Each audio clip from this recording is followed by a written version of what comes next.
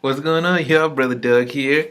So yes, I finally hopped back on the Netflix bandwagon. Now remember, I had Netflix, what I want to say 3 years ago, but then it just really didn't catch my interest, so I canceled the account. Ever since they announced that Luke Cage is getting the series, I wasn't gonna miss this for the world, so I had to do that again. Reactivate that account. And I'm in love with the show, man. Just like many of the other superheroes, like Deadpool, Black Panther, and many other Marvel characters that no one had any idea about. I was introduced to Luke by Marvel Ultimate Alliance back in 2006. Oh wow, 10 years ago. Anyways, long story short, it was just enlightening to know that there are black superheroes within the Marvel universe. So during high school, I was doing research and whatnot. Supposedly they were going to have a movie with Luke Cage with Tyrese playing Luke himself and some other dude, some model, I forgot the dude's name. Uh, he was gonna play Diamondback, the dude that betrayed Luke.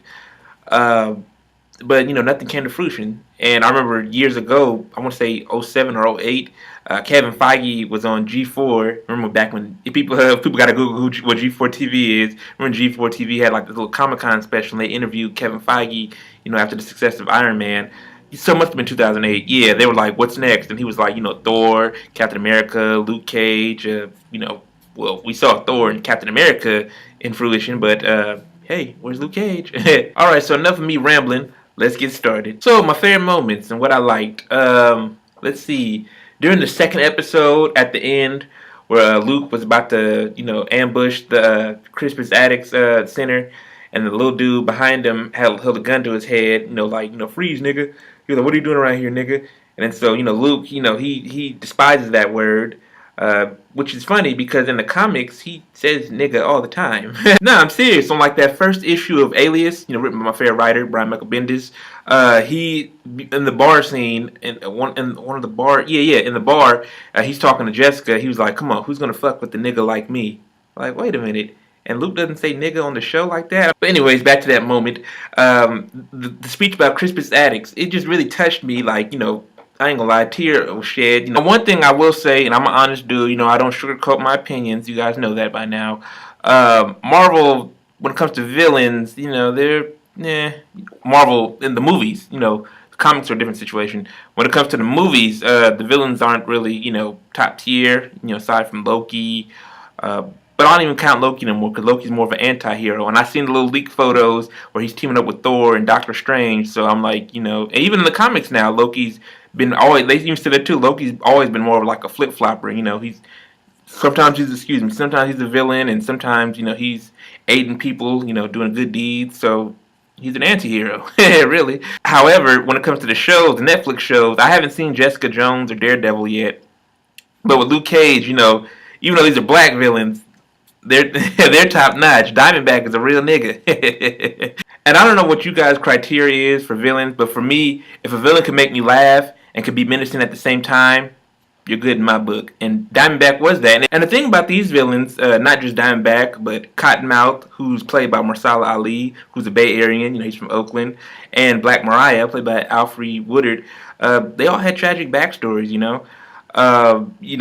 the Black Mariah was raped by her uncle. Cottonmouth wanted to be a pianist, a musician, and Diamondback just wanted his father's love. I mean, most people can relate to that. And within the black community, I know all stories are pretty much universal, whether you're black, Hispanic, white, Chinese, Indian. But specifically with these issues, they more so happen in the black community. I liked Misty, played by Simone Mystic. I'm not really big on the heroes for hire like that. Luke Cage is one of my favorite superheroes. When he was within the New Avengers, y'all know I have all the New Avenger comics written by Brian Michael Bendis. But prior to that, the Heroes for Hire and even the current run by David Walker, the Power Man and Iron Fist, I'm not really big on that. Like, the Heroes for Hire like that. Like Iron Fist got the show coming out, and Misty Knight was for part of Villains for Hire as well as Heroes for Hire.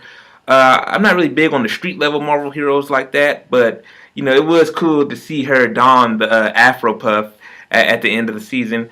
Also, I thought that she was gonna lose her arm and get the metal arm that Tony gave her, Tony Stark. But the thing about that is, I guess I could talk about it now. I'm gonna talk about dislikes. So Michael Coulter, who plays Luke, says that he doubts that the Netflix shows are gonna coincide with the movies because the movies have their own tone going on as opposed to what's going on with the Netflix show. Very dark and am I the only one who noticed that two actors who played Suge Knight and Notorious and Straight Outta Compton were part of Cottonmouth's clique? So what was cool about this show overall, this first season, was that it really dealt with what's going on in the world today within the black community.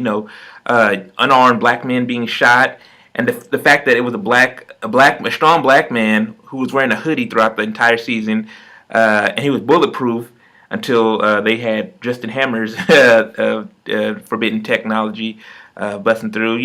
Like Dimeback said, police are gonna be scared when they find out niggas are bulletproof. Now here comes the dislikes.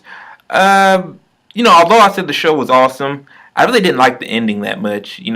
That's probably why I don't really like Empire Strikes Back. Like, some people are like, what? You don't like Empire Strikes Back? Like, it's my second favorite Star Wars movie, but it's not really, top level. But anyways, I don't like it because the villain gets away, and I'm a big person that says, good triumphs over evil. But sometimes some people don't like to stick to the status quo.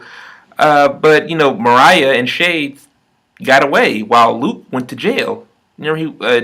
But how that was kind of messed up. Like, he saved the day, and he still has to go to prison. Like, y'all can't cut him no slack. There's plenty of racists out there who are saying, it's too black. Oh, I don't watch the show because it's too black, and it's always dealing. It's too political, and stuff that y'all bullshit that y'all feed me all the time about being politically correct and forcing diversity and stuff. But like, hey, where was the black people in Lord of the Rings?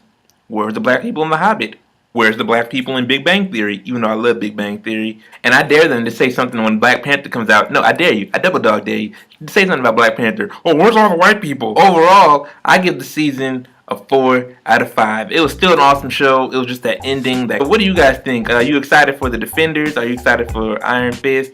What other stuff should they do within Netflix, within the Marvel Universe? Let me know in the comments below. Make sure you like the video, share the video, subscribe, follow me on Facebook and Twitter. Tell me your favorite part about Luke Cage, what you dislike about it, what you like about it. And shout out to all people who've been following me live tweeting the show. My boy Brian, my boy Eric.